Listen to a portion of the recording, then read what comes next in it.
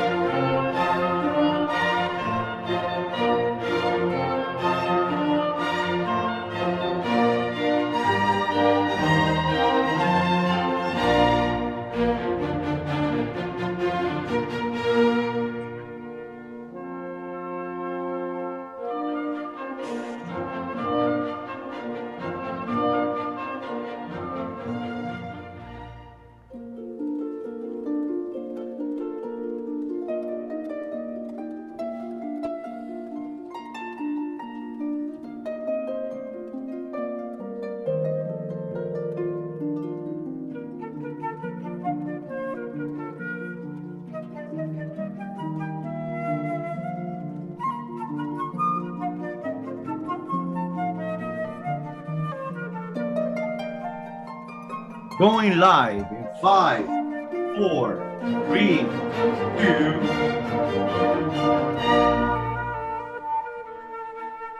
We are now live.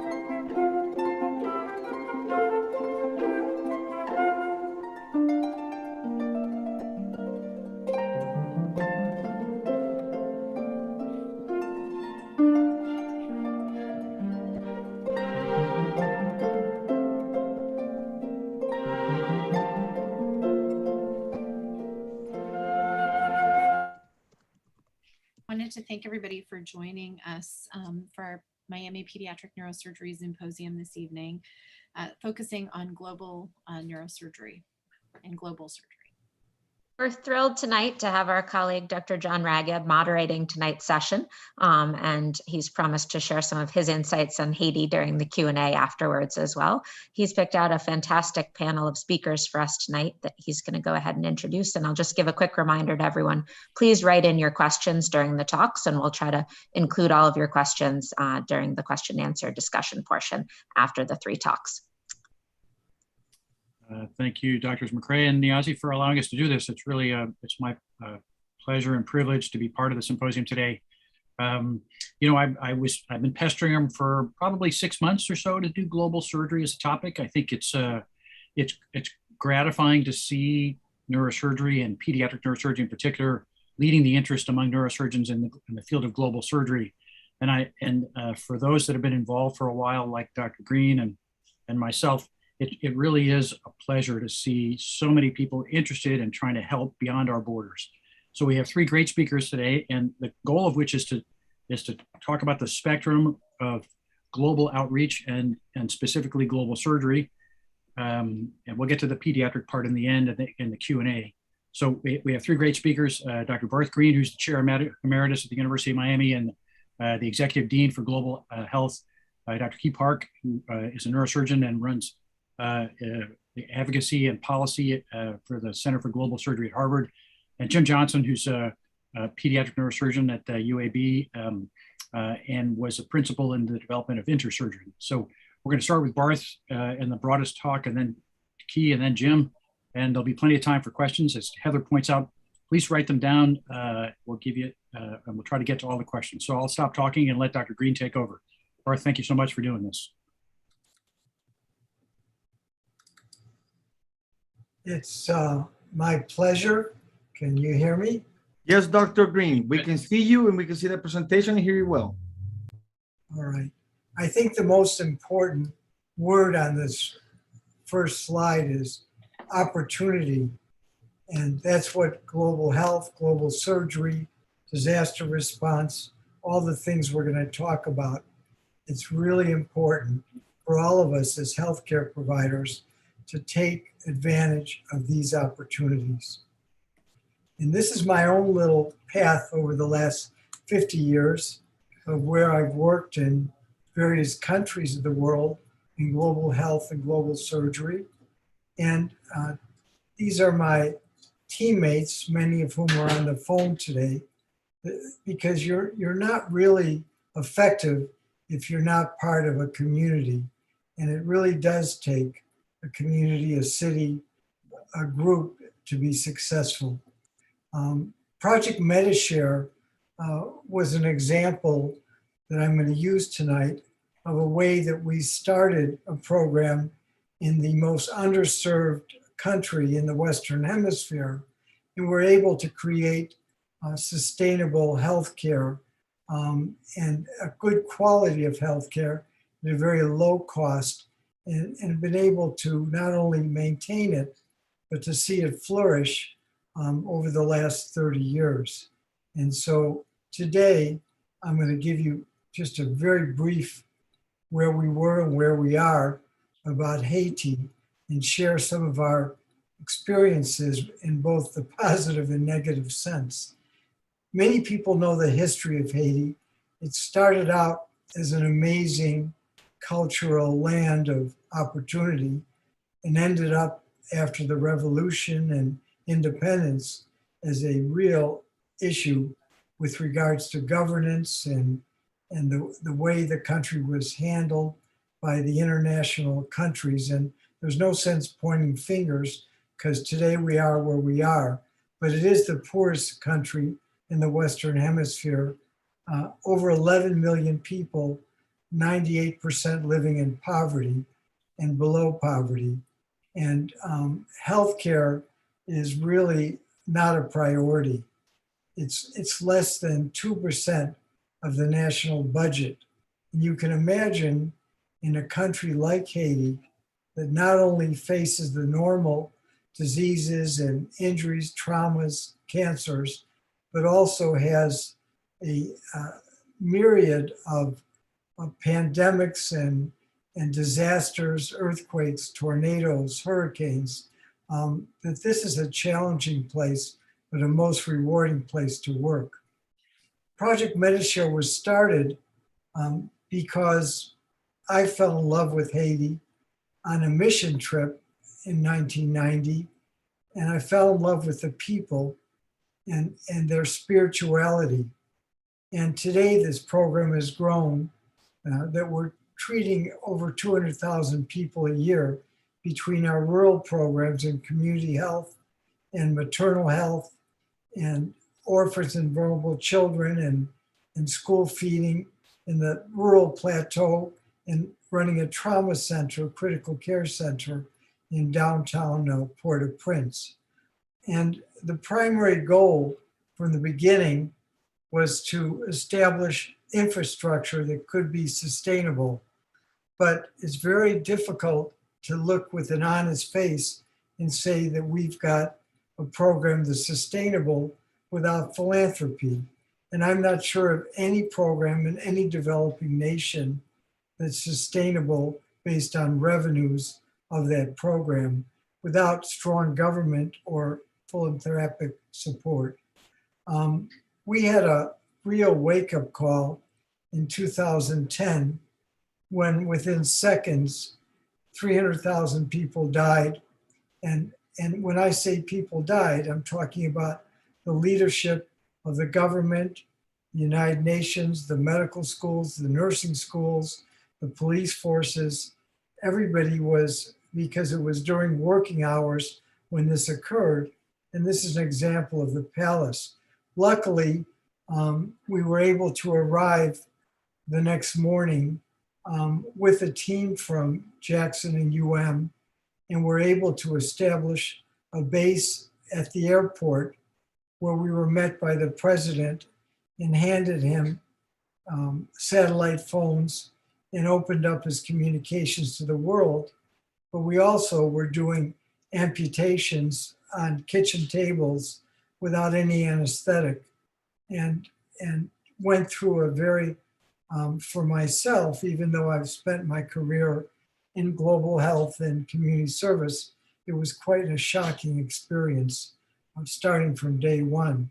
But within a week, because of the community in South Florida, we found ourselves in a 300-bed tent hospital at the airport with generators, air conditioners, laboratories, imaging, operating rooms. And during that period of 4 months, we treated over 30,000 patients, several thousand surgeries, and became a staging center for all the recovery efforts in Haiti by the US military and other international forces. And it was an amazing thing to be part of, but people on this seminar were also there, including Dr. Ragab and others, contributing to this amazing effort. And you can see this was not an easy challenge to overcome.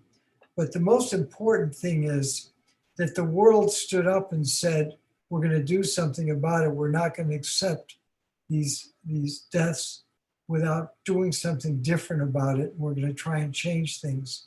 And that was the beginning of a lot of new opportunities and programs. And we were literally forced out of the airport, 10 hospital, in about 4 or 5 months after. And we moved to a community hospital, which became our new trauma center, Hospital Bernard Mev, where Dr. Ragab had really pioneered bringing surgery for hydrocephalus and spina bifida and pediatric abnormalities to a country where such surgery did not exist. 11 million people, one fully trained neurosurgeon, who ironically now is the acting prime minister of the country, but he leads our training program at Bernard Mev and our fellow and residency program. So this is where we started. And again, everything was gone, and it's just hard to describe. And I have a beautiful video, but not time to show it.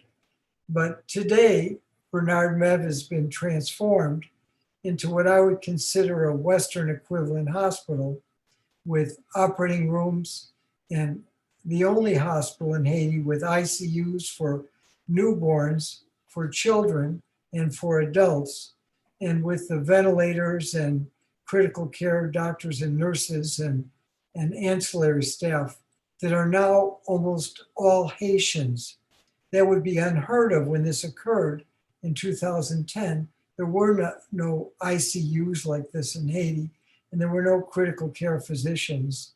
And when I met with the community physicians prior to the earthquake, trying to create a plan for trauma for the country, I asked, what is your highest priority? And they said, teach us CPR. And so that tells you kind of where we started. But today, Dr. Raghib and his team of pediatric surgeons and colleagues from all over the country travel to Haiti and do these surgeries in this hospital, which I think is an amazing place now with its own pediatric and newborn units.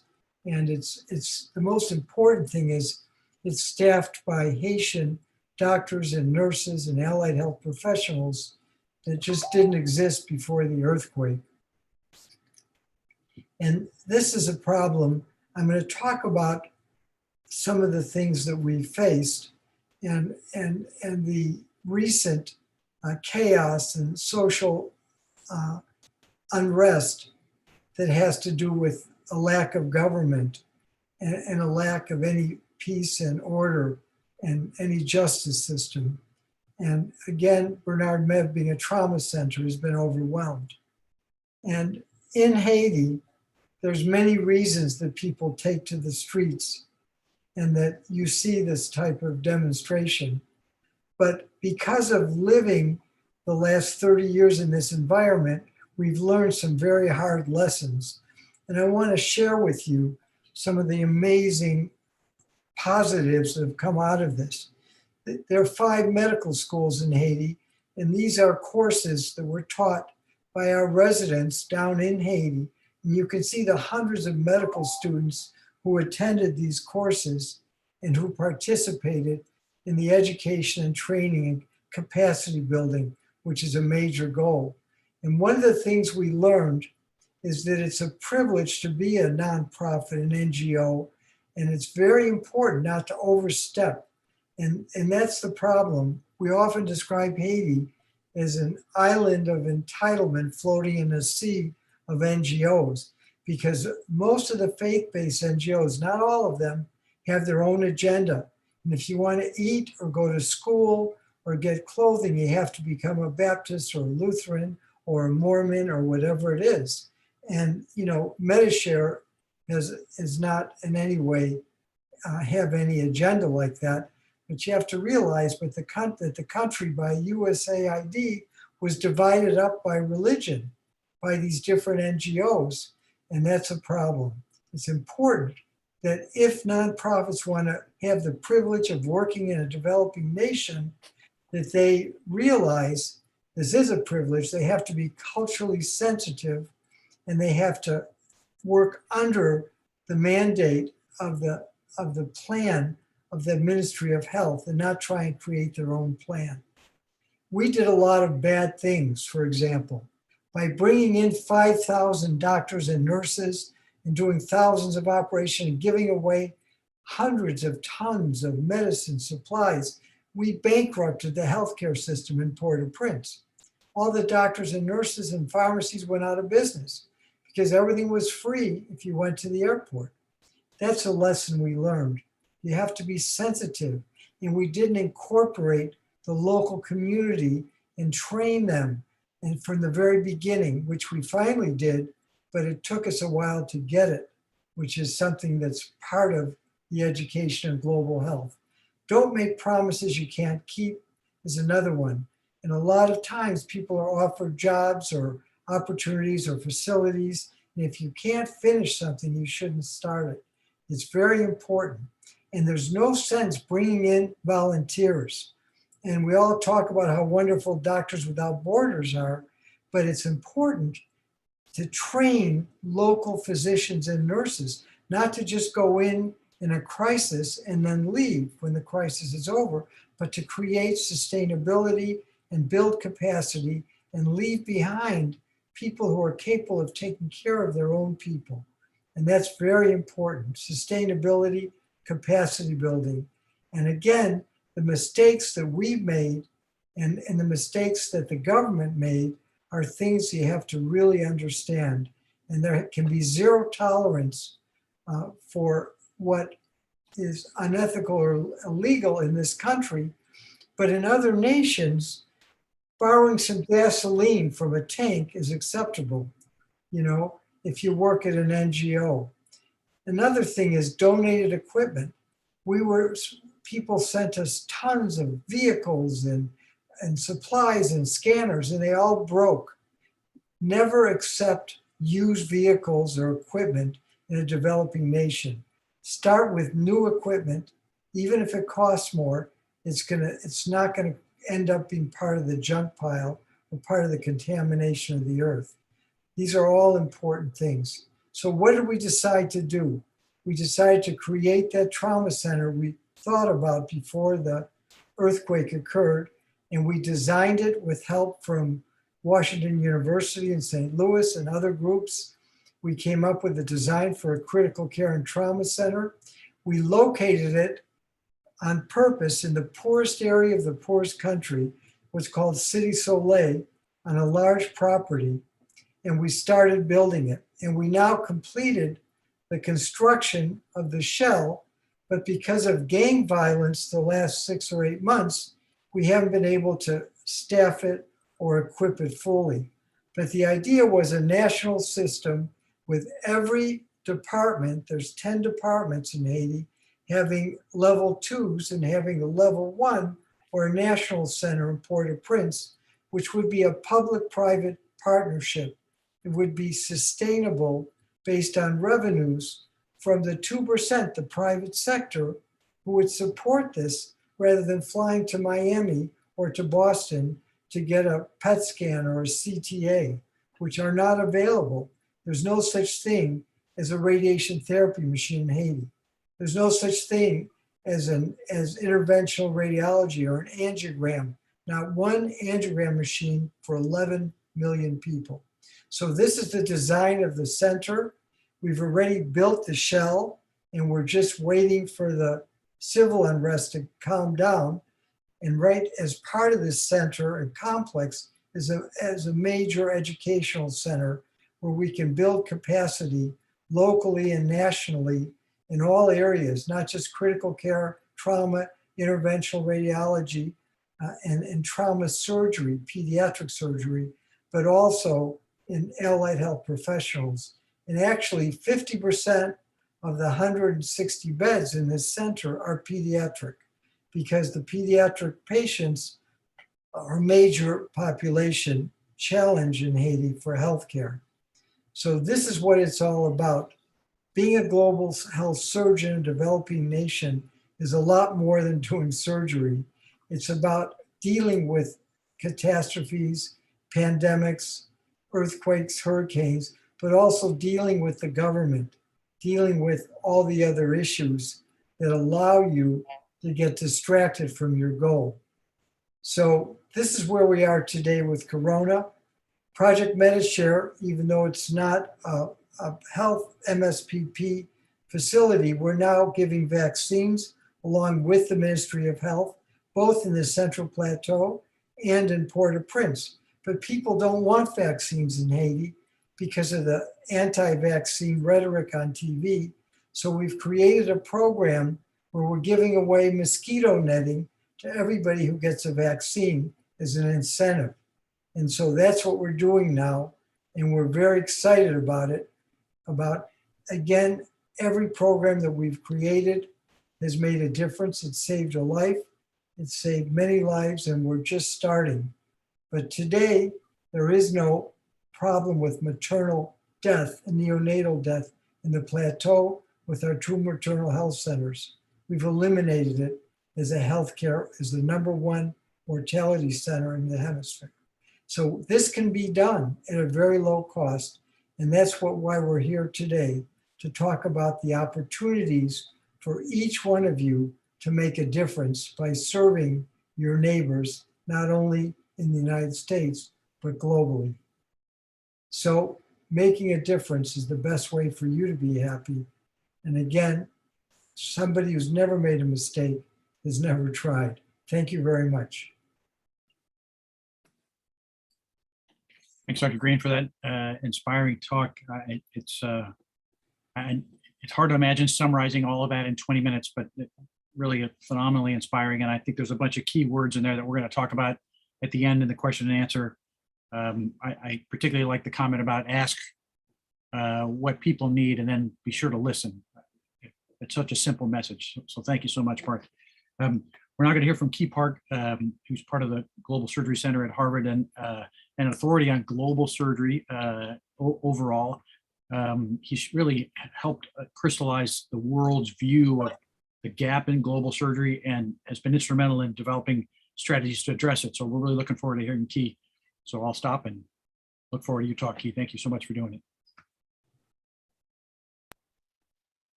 Well, let me just first start by thanking John Raghib and Heather McCrea for organizing this webinar and inviting me.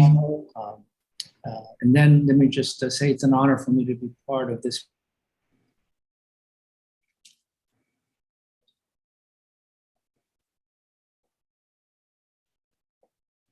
I'm going to reshare the file. It didn't work. 1 second. No, I can go live if you Yeah, like. I think your signal is strong enough, doctor.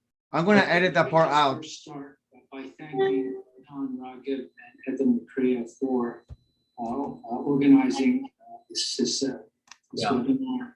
Do you want me to share my screen? Please do, doctor.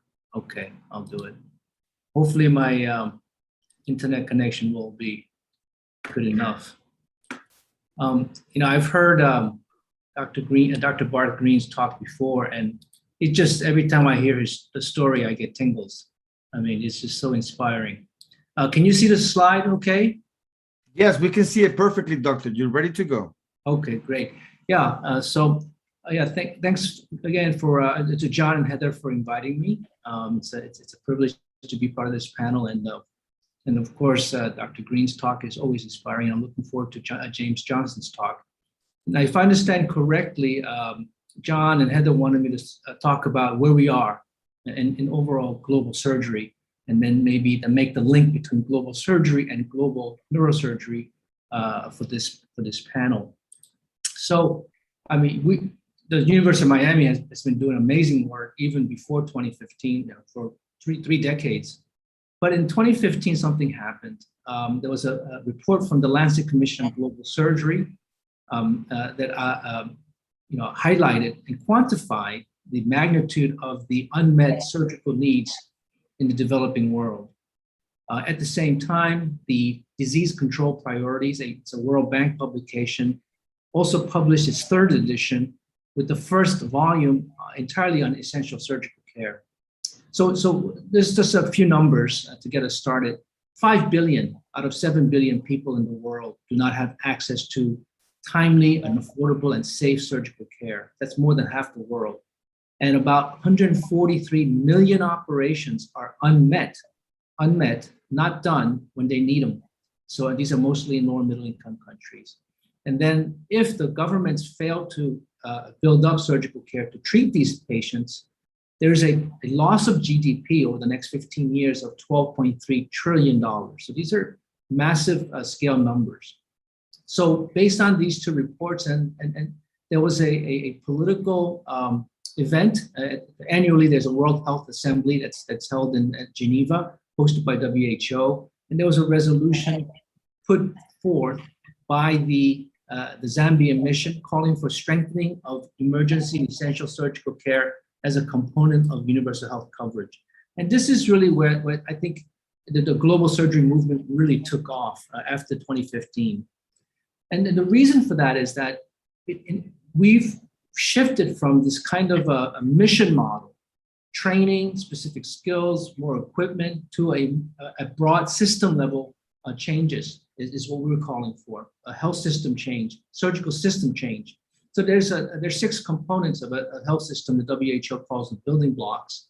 Service delivery, that's the patient care aspect of it, human resources, medicine and technologies, financing, information management, all put together by a competent managerial and and governance structure, without which you can't really have a sustainable change in the surgical system. So if our vision is universal access to surgical care, our strategy is to really strengthen global surgery systems. And then we have to work directly with ministries of health. That's who our main counterparts are now. And we want them to develop strategic plans to scale up surgical subsystems as part of the overall health system strengthening. And so Harvard Program in Global Surgery, we are the official WHO collaborating center for surgical system strengthening. And so we work closely with ministries of health. We engage with development finance institutions like the World Bank, ADB, other banks, and try to convince them to invest in surgical care as well. So one of the key things that came out of the resolution was the WHO's inclusion of 6 surgical indicators in their annual WHO's 100 core health indicators. But there's a saying, right, where what you don't measure, you just can't get done, right? You have to measure it to get it done. So we're tracking these surgical indicators, things like perioperative mortality rate, 2-hour access, surgeon anesthesia densities, and of course the very important financial risk protection. How affordable our surgical care is quite important, and WHO tracks that. So there's a process that goes through by the ministries of health goes through the multiple steps. And number one is political will. So that the WHO resolution really provided the political will. And then there's an initiation of a broad stakeholder engagement. So a country like Haiti, University of Miami would be at the table for designing a national surgical plan for Haiti because they've been a long-term partner. So NGOs, Ministry of Health, surgeons, professional societies, nurses, anesthesiologists, all these groups come together and come up with a vision for the country, set targets, it's costed, it's financed, and it's implemented. And then there's a monitoring evaluation mechanism. And this is all been written up in a manual. We've got now a second volume of this. It's a manual for national surgical planning. And this is the first volume. The second one was just released, and feel free to contact me and I can send you a free download link to the manual. This picture is from 2 years ago in Manila. So WHO has multiple regions. This happens to be the Western Pacific Regional Office, about 34, 36 countries in the region. And the picture to me is so inspiring because global surgery movement is not being led by global health people. It's being led by surgeons, anesthesiologists, and other advocates that are actually parts of ministries of health. So the Minister of Health of Fiji is actually a surgeon. The Director General for Health in Malaysia is a surgeon. And Tonga, I think, is an anesthesiologist. So you've got all these people who are, sort of our insiders working at these, at the policy level and ministries. And so the global surgery movement has been really helped by these advocates that are championing it in their countries and also regionally.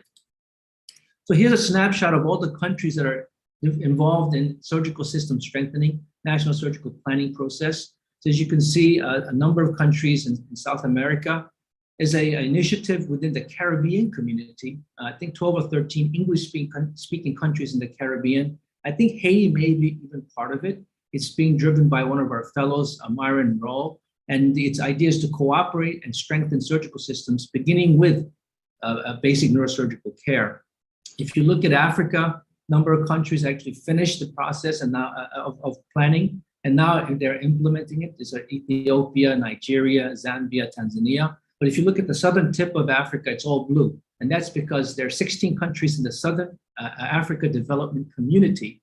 And all the health ministers of these 16 countries came together and decided as a group, let's go ahead and strengthen our surgical systems, and then we'll start with national surgical plans. In a similar way, in the Western Pacific, as I mentioned, 33, 34 countries came together and said, let's go ahead and initiate a regional surgical system strengthening initiative. It's called Safe and Affordable Surgical Care. They don't use national surgical planning as a name. It's more of a framework. And a lot of it was driven by the SPC, Southern Pacific Community, with health ministers coming together, some of them being surgeons and anesthesiologists, and saying, we want to do this as a regional block. So, we used to have these workshops for ministry people in person in Dubai.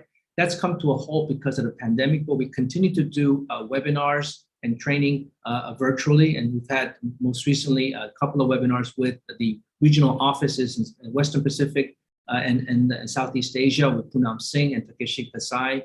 And we also, World Bank is a very strong partner with the financing of surgical systems with the Global Financing Facility. And this is really interesting. USAID is the US government's largest overseas development assistance program, and they have a global health portfolio. And we've been able to convince the senators and members of Congress to include language that mandates the USAID administrator to support surgical system strengthening in the national surgical planning process. And right now, they're in debate about how much money should be allocated. So this is last year's language. It's already in there, but there was never a dollar amount attached to it. Now we're trying to get $100 million attached in the language, similar language, but saying U.S. administrators shall support and spend no less than $100 million. And I got to tell you, Marco Rubio, your senator in Florida, is one of the strong supporters of this language and the $100 million allocation for this. So what this means is that if we get money from USAID, ministries of health that are trying to scale up surgical services can start writing for proposals that could access these funds. And these proposals will be projects designed to strengthen, let's say, district level hospital or regional hospital or health system, but it should be included and integrated into the overall national surgical planning process. So now we're going to switch gears to global neurosurgery. And once again, there's a serendipitous things that happened as we go. So WHO, once the resolution was passed, they hired a person to implement the resolution 6815. That's the gentleman in the middle here with the white turtleneck. That's Walter Johnson, and he's actually a neurosurgeon. And so, he's overseeing the surgical scale up from the WHO headquarters, but he's also trying to figure out how does he get neurosurgeons to come together and then scale up neurosurgical care. So myself, Walter, and Bob Dempsey from University of Wisconsin, who heads up the Foundation for International Education in Neurological Surgery, three of us wrote an article about the unmet need, the global neurosurgery. And we convened a meeting in Geneva, came up with a roadmap for action. And then one of the first action items was in Bogota, 2016 in December. We've created a Bogota Declaration where we said, neurosurgeons, it is our job to make sure that all people who need neurosurgical care should be able to access neurosurgical care. We, as a profession, it should be our job to do that. And that was the Bogota Declaration in 2016. The picture on the lower right is from the Weill Cornell Global Neurosurgery Symposium in January of 2019. Barth, you were there, as you remember. And this was one of the earliest global neurosurgery symposiums that we held. And this was Roger Hartle. And since then, we've had a number of other global neurosurgery themed meetings and symposia. All right, so at the program in global surgery and social change, we have a global neurosurgery team, and we do a lot of research. And one of the first things that we did was to try to understand what is the unmet neurosurgical needs within the global surgery environment. And we came up with a conservative estimate of 5 million operations that were currently not being done that needed to be done. And by the way, more than half of this was for head trauma. And to meet that 5 million unmet neurosurgical operation burden, we needed 23,000 additional neurosurgeons right now, today. So the baseline work is done. And what does this mean then from a global surgery standpoint? Well, what we want really is the ministries of health to start including within their surgical system strengthening neurosurgical components. And so I'll get to it in 1 minute. This slide, it has to do with the WFNS being an early adopter and supporter of global neurosurgery, and they commissioned the work to count the number of neurosurgeons around the world and map it out. And it's on their website, WFNS.org. And right now we have about 49,000 neurosurgeons around the world. That's the latest numbers that we have, and we're doing this every 2-3 years. So what we need to move from is the clinical aspects of neurosurgery, the actual, the patient care and technical aspects of neurosurgery, to now expand that to what are the, how do we best how do we do surgeries better, but also how do we better deliver surgical care to all who need it? And these are questions like, well, how many neurosurgeons do we actually have to meet the neurotrauma burdens in a country? Well, our research shows one neurosurgeon per 200,000 people, and that helps ministries of health sort of map out, and plan out how many neurosurgeons we need to be trained over the next 5, 10, 15 years. And also how many neurosurgery trauma units do we need, and how far do they need to be apart? And there's this idea of a golden hour in the US. Well, we showed from the data from Cambodia that you might have actually as many as 4 hours before you start having diminishing outcomes. So we think that you can place these facilities within 4 hours of each other, and that has huge implications in building up a surgical system in these countries. That was the first one on head trauma. Right now, we're wrapping up a second project on comprehensive policy recommendations for management of hydrocephalus and spina bifida in LMICs. The reason we chose these two conditions is because we want to make sure that the pediatric neurosurgical services were also included on top of neurotrauma cases. And this was a lot due to a lot of influence from our colleague William Harkness, and he was a major reason that we have this document. And this will be published shortly this year in about a couple of months, actually. And what we do is we take these conditions and we ask ourselves, and we scour the literature, things like what are the infrastructural requirements for the prevention aspects of hydrocephalus and spina bifida? What are the service delivery aspects? What are the workforce requirements for surgical needs? And so these are the questions that the ministries of health will need to answer. And so we can provide this information to them now. And then the last thing I want to cover is the WFNS's role in global neurosurgery. Franco Servadai, the current president, created a global neurosurgery committee. I'm co-chair along with Abdesamad El-Wabi from Morocco. And we, along with the remainder of the Global Neurosurgery Committee, developed the Global Neurosurgery Action Plan with 5 major objectives. First is to amplify access to timely and affordable and safe surgical care, neurosurgical care, to align all global neurosurgery activities so they're now in coordination rather than these sort of random events, to advance research, that specifically research from LMICs by local neurosurgeons, and assimilating all neurosurgical activity to the broader global surgery, the surgical system strengthening efforts, so that they're complementing each other.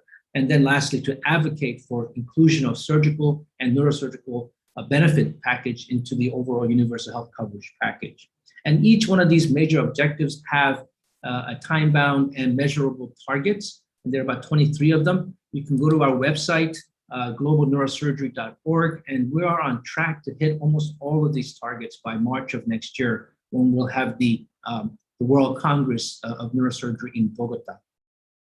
And a couple of things. One of the things that we were able to do is get a research award for researchers in global neurosurgery from LMIC. It's purely designed to empower them and help build capacity in those settings. And then, there was clearly excellent research being published prior to 2015, but when we gave it this name, global neurosurgery, sort of in line with global surgery, it gave us sort of a tribe, something to label, a keyword that everybody can use together. And I think it's made a huge difference. The explosion of articles in PubMed using global neurosurgery as a keyword has exploded. That's the good news. The bad news is that most of the research is coming from high-income countries, and we really want to encourage research capacity building in lower and middle-income countries. So there's a journal that we started called Journal of Global Neurosurgery. Maybe it's a very new journal. There are no article processing fees. There's no charge to the authors, and there's no charge for accessing there's no paywall. And we launched our first issue in September. Our second issue is all dedicated to pediatric neurosurgery, and it's dedicated to William Harkness. As you know, I mentioned earlier, he's a champion of global neurosurgery, global pediatric neurosurgery, and global surgery. And we miss him dearly, and we wanted to pay a tribute to him. So we encourage you to submit your articles to journalgns.org. The deadline is coming up.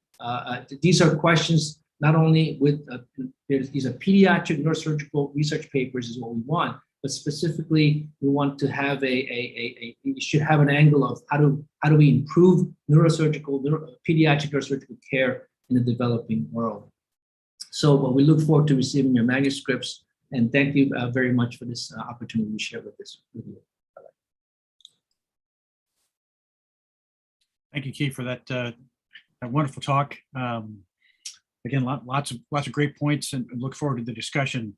That's the big picture. Really love to hear your comments on how do we start. So before we get to the questions, I'm looking forward to hear Jim Johnson speak. As I said, Jim's was one of the principals in developing InterSurgeon, and part of the section on pediatric neurological surgery's efforts to get a handle of the idea of how do we as a specialty help. And he's done a great deal of work with that, and particularly using technology as a method of outreach. So without further ado, Jim, thanks so much for doing this. Looking forward to your talk. Well, thank you very much, John. It's really an honor to be invited to be part of this panel. Obviously, Key has really been a real inspiration and mentor to me. And obviously, Dr. Green, for what he's accomplished with the University of Miami and Haiti is really an incredible accomplishment. And I guess what I see when I'm talking about here is sort of kind of the smaller level approach to these bigger issues, which I think are, as you can probably get a sense both from Dr. Green's and Dr. Park's talk, kind of gives you that it's a very complicated issue that is not just surgery. It's not just doing operations or whatever. And I think that we hope that InterSurgeon helps to be at least one part of addressing this much larger issue. So I'll share my screen here. Let's see. Can you see that all right? Yes, we can see it. Great. So I'm going to talk about social networks, augmented reality, and the evolution of global surgery training. So, like what Key recently talked about, since 2015, there's been this real sea change in how the global health community sees global surgery and how it fits into the much bigger issue of global health, and with not just surgeons saying it's a big deal, but also the World Bank and World Health Organization and the Lancet article in 2015 really kind of helped define the problem, as well as metrics and ways to go about addressing it. Like what Key mentioned, there's a lot of amazing work that's going on now, kind of helping to quantify what these shortfalls are in terms of neurosurgical workforce, surgical workforce, access to care and operations. And like what Key mentioned earlier, there's a lot of additional neurosurgical procedures that are needed each year globally, and you can imagine how that fits into the much larger issue of surgery, which neurosurgery is a smaller component of that. So when I first started to grapple with all this, as a young neurosurgeon, it was really kind of overwhelming. And how does one go about sort of, getting involved in this, contributing to this in a meaningful way? And Dr. Green, touched on this many times about the importance of sustainability, long-term relationships, education, and Key is Dr. Park has also talked about how it's not just that, it's also about working with ministries of health, working at the level of financing and governance and government level and international organization level. And so, there's kind of a top down and a bottom up kind of approach to complicated issues like this. And a few years ago, I went and spent a few weeks at the WHO kind of with Walt Johnson, who Key mentioned earlier. And that's actually where I met Key and learned a lot of sort of about this larger community. And I guess I kind of went thinking that there was a plan, that there was a large, top down type plan for how we go about building surgical capacity. And what, Key was just talking about is it's really a complicated issue. I mean, there's, at the level of each individual country, at each of individual regions, et cetera. And obviously all of that is incredibly important because you have to have the infrastructure in order to do these things, and the commitment on the level of governments and ministries of health and in the international community to address these things. But I also felt that, this also, people have to be doing it from the bottom up. Education and surgical training is different than other medical training, in that, we basically all learn from people and learn from, in our residency programs and fellowship programs, and by watching people do things and talking to them and reading the literature and watching videos and all sorts of things. And I always felt like there was a real component that requires that individual collaboration in addition to the larger policy issues, in order to really address, how do you train someone to do a particular operation or take care of a particular surgical problem, and then in turn teach their trainees the appropriate way to do it so that they can build a sustainable system wherever they happen to be. And so, Mr. William Harkness, who Key mentioned earlier, was a very good friend of mine and tragically passed away earlier this year. And, he always had a vision, I think, that was supported by many, but he really helped to crystallize that, which is that, what we're doing here as Global Surgery, it's really a large social network. We kind of know each other. We see each other at meetings. We read each other's papers. We have very traditional ways of interacting with each other, but it can be difficult to connect in an easy fashion, to find other people within, your specialty, within your region, within, et cetera. And so we first started talking with individual organizations, the WFNS, the American Association of Neurological Surgeons, and all of our other national organizations who all do some things very, very well. But we found that it was somewhat difficult in order to take advantage of their networks or their memberships in order to connect people who are doing global surgery. And so what we decided to do with others was to raise some money and basically build a software or an application that would be free to all. And it was built basically as a decentralized social network architecture that could handle literally hundreds of thousands of members, where, like Facebook or Airbnb or Yelp or other things that we use in our day-to-day life and our smartphones, we'd make it a community where people could basically make profiles and then find each other based on clinical assistance, education, equipment, training exchanges, and then even research as time goes on. And so we built a site. I urge you, if you haven't already heard this talk or been there, to check it out. It's called InterSurgeon.org. And basically you establish a profile on it, just like you do on Facebook or LinkedIn or whatever else you use for these kind of network kind of applications. And then you create a profile based on what your background is, what your skill set is, what you're looking for, what you're looking to learn, what you're looking to teach, languages you speak, et cetera, and you can put videos and pictures and everything about wherever place you happen to be working, or places that you've worked in the past, or et cetera. And then you're able to become an entity on the community, which other people can find. We have an algorithm that helps to match people, but then also the ability to just browse on your own by various criteria on the map, et cetera. And the basic principles of InterSurgeon, which Dr. Harkness was very adamant about at the beginning. So this is a free service. It's independent of any particular organization or subspecialty. There's no advertising. It depends on donations. Like I mentioned, its members create profiles and offers and requests, and their identity is validated. We have a panel of champions that does that, which I'll talk about in a second. Like I said, we have an algorithm, we have a map, we have search criteria browsing that allow people to find each other. We now have free Help Lightning augmented reality software, which all of our members get for free, which we've entered with a partnership with a company that provides that for us. And we've been relatively successful over the last couple of years, just organically and based on word of mouth. We have over 800 members from 100 countries.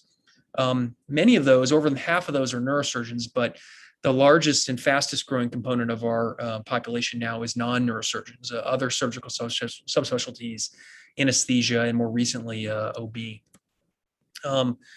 we have a panel of subspecialty champions that a lot of them were friends with myself and William, and we knew were involved in global surgery. And so they've all been kind of brought into the fold to work on recruiting membership within their subspecialties. Like has been mentioned before, we really are working to ensure that we have appropriate representation from LMIC surgeons on InterSurgeon. And so we welcome people who are interested in working with us as champions for recruitment within their subspecialties from all over the world. These just happened to be William and my friends who we were able to convince to get involved. But like I said, we created this as a world within a world in order to help expand that network of people doing global surgery. We've also kind of created this, I like to think of it sort of like a coral reef of partners, of people interested in this ecosystem of global surgery and global neurosurgery, with partners from the United Nations, the G4 Alliance, which is a consortium of about 85 academic institutions and NGOs involved in surgical capacity building, Foundation for International Education and Neurosurgery, the Pediatric Neurological Surgery, the section, which has been an important supporter of us, UAB, where I am, and Ohana One, which I'm going to talk about in a second, which has been a very important partner for us, especially in the rollout of augmented reality technology for members. I think what this all points to, or my theory in all this, is that in addition to the things you've seen already from Dr. Park and Dr. Green, I think that there's a slow evolution in global surgical training paradigm that is sped up quite a bit since the pandemic, which is that we're sort of seeing a move away from the traditional ways of, people flying back and forth and doing mission trips and doing those kind of face-to-face type of interactions, and looking more and more towards digital collaboration. I mean, we all use WhatsApp, we are all using webinars and Zoom, obviously. And what I want to kind of present to you all is that there is cheaper and cheaper and better augmented reality solutions now that are making this kind of surgical and clinical interaction a reality. Like, you don't have to have $100,000 setups from Microsoft to do some really cool and effective interactions between surgeons and clinicians to improve surgical education on the individual and institutional level of surgical training. So I guess, like I said, is that I think this really fits into that whole, Foundation for International Education Neurological Surgery. Bob Dempsey has talked about this for a long time, this dyad model, where you have these long-term relationships between mentors and mentees, whether it's an institution or an academic institution, or it's a particular neurosurgeon or surgeon who has developed a relationship over time with a hospital or health system. Because, like what Dr. Green has mentioned earlier, this is not something you just do fly by night. These are things that take years to develop, and the relationship is very important to understand exactly what's going on, what are the needs, what are the issues, not just at a hospital level, but at administrative health level, that partners can work together on to improve over time. There's obviously visiting fellows programs, which have been a very important component of things. There are traveling fellowship programs where people can spend time in the United States and Europe to get, more advanced training in, let's say, pediatric neurosurgery, which I think is a very important component of all this. Webinars, Zoom conferences, virtual boot camps, case sharing on WhatsApp. We've all seen these things really improve our ability to do didactic type training and talking and answering questions, and like what we're doing right now, I think a very important component of that. And I guess I would submit that the next component of all this is augmented reality mentoring, where you can have more one-on-one mentoring that's not just 1 week a year or at a Zoom conference, but actually in your clinic or actually in the operating room. So we worked on this a few years ago here at UAB, working with some partners in Ho Chi Minh City, and kind of adapting some commercially available augmented reality software that you could use for smartphones and for tablets. And we found it very useful for neuroendoscopy. We worked with the Children's Hospital No. 2 in Ho Chi Minh City, where the chief of neurosurgery there, Dr. Tan Kan Dang Do, who's a very well-trained neurosurgeon, but was just sort of at the early stages of setting up a strong pediatric neurosurgery program with some things that were not a traditional component of neurosurgery training in Vietnam. We were able to kind of use this to sort of bring him, as well as some of his younger neurosurgical colleagues, up to speed with neuroendoscopy. We found this was not something you do like the first time you learn how to do an ETV, but this is something where you've done ETV, you've watched people. Dr. Khan had spent some time with us here in Birmingham, but then when he went back, we're able to kind of use this to sort of help finish his confidence level to do more complicated ETVs. And we found that it was very, very, very useful for decreasing complication rates, making him essentially as effective as we are with our ETV CPC here. And we kind of knew that it worked really well because after about 25 cases, they just really stopped calling us. They didn't really need our assistance with ETV anymore. We wrote this up and found it to be very useful for ETV as well as some microsurgery cases in terms of, helping with identification of anatomy and some things like that. The trouble with this is that it's really set up for endoscopy or laparoscopy or things where you have a screen or an endoscopy tower that you use for your augmented reality. And it didn't give you that hands-free type use that you would use for a lot of basic neurosurgical cases and in the clinic and whatnot. So I think that what's really exciting is over the past year, InterSurgeon has entered into a really cool relationship or partnership with Ohana One, which is a nonprofit, a surgical education nonprofit that's out of California. And they've really had this vision for a while, which is how do you use technology to improve that one-on-one type surgical education. And they have basically set up a really interesting program where they have these Vuzix smart glasses, which are relatively inexpensive smart glasses that will run Help Lightning, so this augmented reality software. And we are sort of working with them to do a larger study to look at feasibility and whether or not this actually helps with surgical training or not. And they're using this OSATs, which is a validated surgical technical proficiency survey, which is worked out in general surgery, to basically do surveys throughout at the beginning and every few months over time to see how people are doing in terms of getting people up to speed. And the way that this works is kind of the best way to talk about it is that the reason why it's good is because you don't have to be flying back and forth. A pair of glasses costs about $1,500, which Ohana One is covering for this study. It allows you to have virtual mentorship that's basically year round. You send the glasses to your partner, and after some training, get things set up, make sure that they have a hotspot in their operating room or a Wi-Fi setup that supports basically Skype level video. And then basically every time that you want to work together, you just set up an appointment, and then you go and you can either meet them in clinic, virtually, or you can be in the operating room with them, et cetera, to work on discussion, pointing out things, et cetera. I'm going to give you a little example of how it works. But the idea is that you're actually there, as opposed to, it's not just a lecture or just a typical didactic experience like we're all really used to.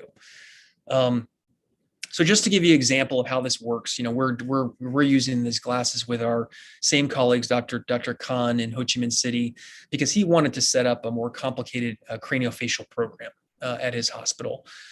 So like I mentioned before, we've had a long-standing relationship with him and his group.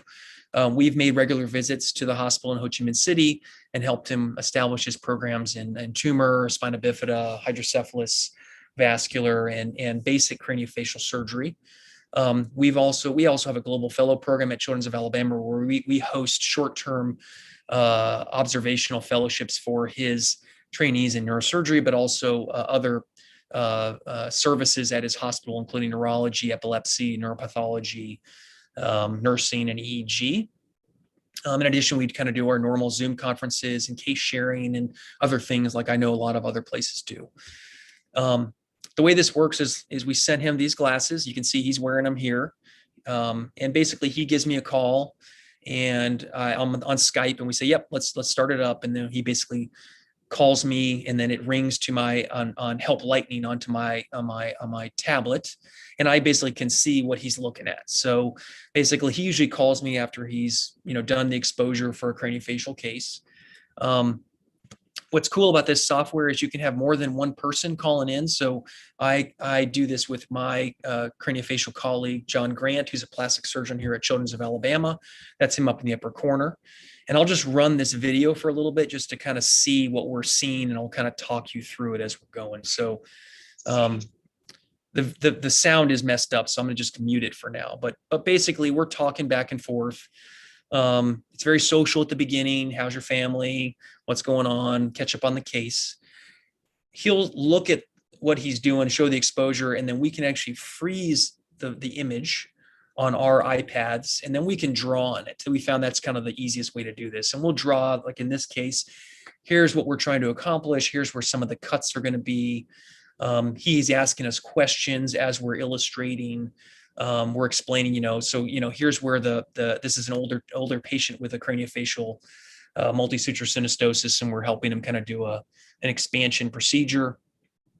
Then we can watch him as he starts to work, and then we can pause it again and say, well, yeah, now that you've made your cuts, here are some options of how we would do this, and we would cut this bone out here, and these can act as struts, which is really difficult to convey if you're just talking to someone about it, or if you just read a textbook about it or whatever. But if you have a real life surgeon who's illustrating it for you while you're doing it, it's really remarkable how much better the training is. With the way we say it is that like a picture's worth 1,000 words, a video's worth 10,000, but a video where you're actually in it with them is worth even more. And that's what, the experience we've had with our colleagues in Ho Chi Minh City. And then Dr.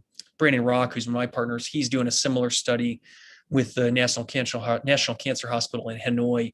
Is a very similar kind of experience. So it's hard to convey it, but this is kind of the general sense. We're watching video, we're talking, we're freezing, we're illustrating, we're talking it through, and we're proceeding with the surgery. So we've done about 5 cases in the past month. We literally just started this, got this running about 4 to 6 weeks ago. And like I said, we're working on craniofacial cases. Dr. Rock is working with Dr. Lien in National Cancer Hospital on some kind of more complicated hydrocephalus techniques. But right now, there are 5 neurosurgery partnerships that are working right now. So 10 surgeons or 10 institutions total. There are 2 here at UAB and Children's of Alabama. Dr. Jack Rock, who's at Henry Ford, we're using glasses to work with his partners in Myanmar, although that's been delayed because of some conflict issues in Myanmar. Dr. Roger Hartle, who was mentioned earlier, is using these with his longstanding relationship for spinal training at the MOI in Tanzania. And then Moody Qureshi, who's a Kenyan neurosurgeon who has been very involved in global neurosurgery. He is using them to do some mentorship with some of the regional hospitals that are around Aga Khan in Nairobi, Kenya. So what we're hoping is that over the next 6 months with using these glasses, we'll be able to kind of establish, what's the feasibility, how useful it is using this validated outcome study for surgical proficiency. And like I said, hopefully this will be something that we'll be able to kind of publish and put out there and say, listen, this is more cost effective than plane tickets. And this is a really valuable technological thing that we can use to kind of augment our existing educational paradigm to increase the ability for us to do surgical training with true sustainability over time, which I would argue is one of the hardest things at this surgical training level in global surgery. So I'm happy to answer any questions you have about InterSurgeon or the project with Ohana One and the augmented reality. If you don't mind, we just started our LinkedIn presence with InterSurgeon. If you're a LinkedIn person, go to our site, invite your friends to it. Tell your friends about it, not just in neurosurgery, but in surgery in general, anesthesia, OB, because we're rapidly trying to build our partnerships in all of those fields as well, which I think will make us more useful to everybody and provide a resource to be from the bottom up to what Dr. Park's doing and try to maybe improve, and make it more easier for people to make the collaborative relationships that have been so successful, like what Dr. Green is in Haiti, and not make it as unique as that is. So thank you again, and I'm happy to answer any questions. Jim, thank you very much. That was a wonderful overview. We have some questions that are already have been sent in by the participants. There's been a great deal of interest, obviously, and I don't want to monopolize all the questions, but I can't help but ask, Jim. I mean, I think the technology is a wonderful way to create a bridge between us and our trainees, but the bandwidth and the access to the internet at our hospital in Port-au-Prince is really quite poor. It's so bad that you really can't even do like a FaceTime or Skype kind of talk. And I just wondered if on the big picture, there's any vision for how to improve internet access to lower and middle income countries and eventually into rural areas to be able to extend our reach. I'm interested in your thoughts and Keith's thoughts on that. How do we get access to help our trainees globally? Well, I totally agree with you, John. I think that's an issue for it's bigger than just augmented reality, right? I mean, access to the internet is a huge developmental issue for our time. I mean, economic development, education, et cetera. I will say that over the past 5 years, there's been a sea change in terms of how that has become so much more available in the places that I've been talking with, and Wi-Fi is not nearly as important as just the LTE service that's now become so much more widespread. Like talking with Marshall Sellers, who's the executive director at Ohana One, they have 50 teams that are going. And she said that the vast majority of them actually have adequate connectivity for this, which I thought it blew my mind. I told her, I figured she'd tell me like 10 of them did. And she said that they have a combination of Wi-Fi in some places and hotspots in the majority, which have been working quite well. Now that said, it's just like everything else. It's not 100% of the time.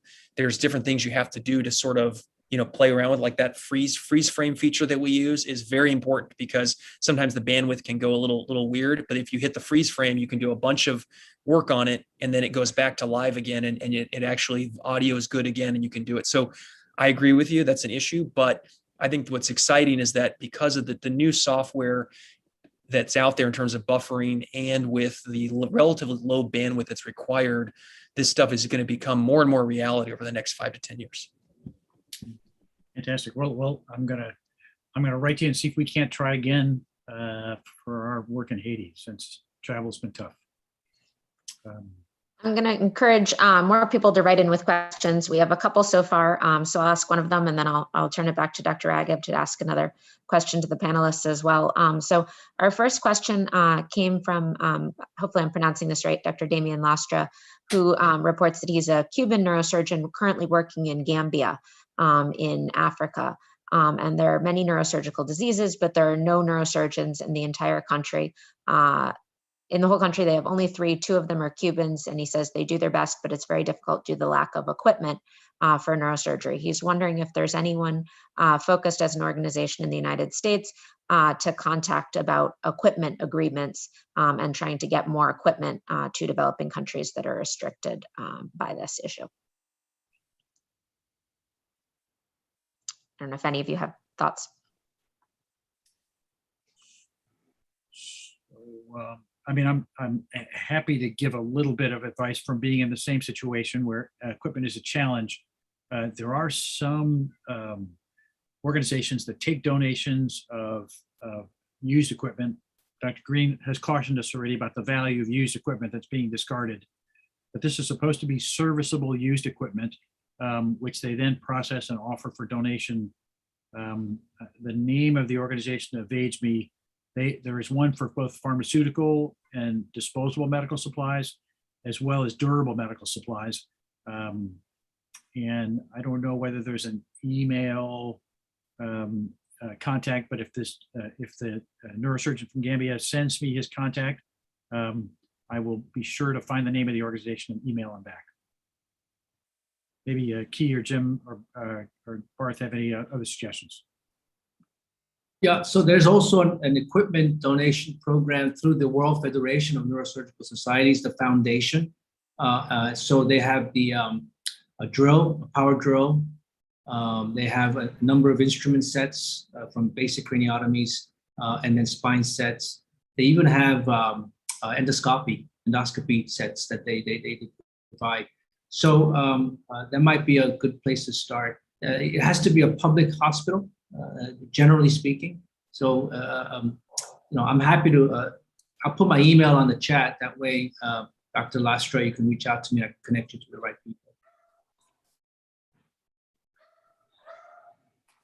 There's Project MedShare, not MediShare, that Dr. Green and Dr. Raga have been involved with, but MedShare, which is one of the largest ones that I'm aware of, and they do a lot of that type of accepting medical equipment and donating it. But again, like what Dr. Green had said and Dr. Raghav's mentioned, that it's a complicated issue because just getting the equipment, especially if it's used, doesn't have all the reusables, and you don't have the biomedical engineers to maintain it, to make sure it's in proper working order, that obviously can be a big issue. But I know it's a very difficult, Dr. Lastra, to do any of this without the equipment.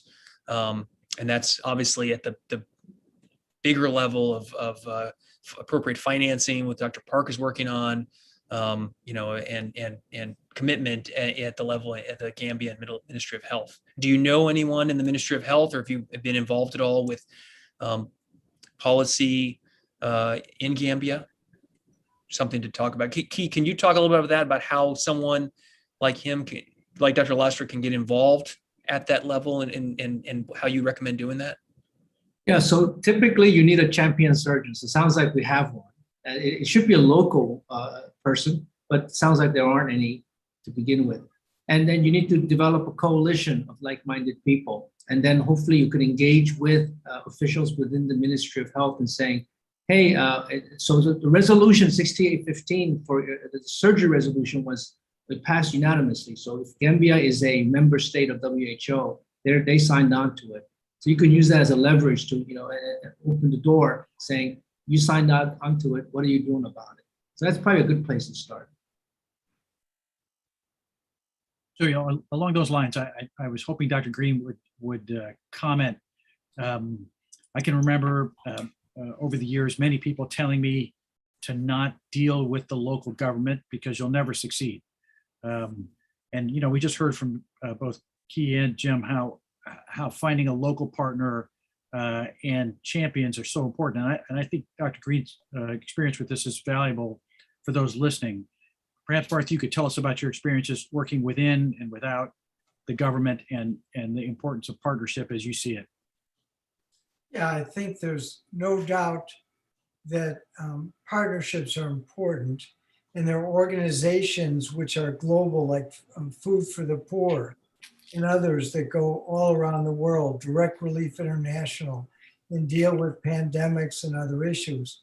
But as far as the government itself, unless you develop a relationship with the Ministry of Health, you're not going to be included when opportunities arise. In Haiti, for example, the CDC, the USAID, that type of funding is very political, and it's decided by the Beltway bandits in Washington, nothing to do with what you're doing in Haiti. So you've got to decide whether you're going to become proactive and go to Washington. I used to go all the time and testify, and then I would become audited, and MediShare would be audited, and I'd be punished. But it's important to speak out and be honest, but also to try and outsmart some of the challenges that we face. But if someone like that has an individual problem in a country, I'm a soft touch. And if they tell me what they need, I might be able to know a guy who knows a guy and help them. And I think a lot of us on this panel might be able to help them too. We're using the augmented reality at our trauma center at Bernard Mev now, that we're working with an NGO out of USC, and it's working pretty well. But again, you're right. There's no power except generator power most of the time in Haiti. And that's part of the, issue. But I think a lot of countries like Vietnam have amazing power grids and internet and connections, and other nations like Gambia and Haiti probably don't have the infrastructure, the digital infrastructure, but that's definitely the future. And when I heard that about guiding the surgery, I've been working with upstart companies now coming out of the development stage that are working exactly in that area with these glasses that will be able to focus surgery, because the augmented reality glasses available so far give you a straight on look, but they're not good for focusing in an operative field. Is that what you find also? Or I'll ask the other panelists, but it hasn't, I don't think the commercially available units have been refined to the point of. Yeah, no, I totally agree. The version we're using, we're working with the company to help do some modifications to make it much better for surgery. Because I agree, it definitely, it's kind of it's not you can't zoom in. It's not good for looking at really small things, and it's a little bit off to the side. And so that the next generations are going to be much more built for surgical applications. So I agree with you. It's exciting that you're working on that. Yes, we'll have to talk offline about it. But there's so many opportunities because in the tech world, there's a lot of money. And companies like, Apple and all the big companies, J&J, they're pouring billions of dollars into these technologies. And so it's our job to convince them that part of this activity should go for global health and global surgery, because they're working on the technology and we can beta test it in your different centers you're working on now. I'll ask another audience question and then we'll go back to Dr. Agab. So Dr. Caitlin Morris asked what I think is a very important question to keep in mind. So she asked, to what extent is a lack of post-surgical neurocare a variable in being able to do the surgery? This actually reminds me of a story I know of with a pediatric neurosurgeon who worked with Dr. Hartle, and they did a craniopharyngioma case and did not fully take into account the postoperative management, DI watch type issues and ability to actually get DDAVP in Tanzania. They had thought they had access and did not, but I'd love to hear the panelists' thoughts on that because I think that's a very important question.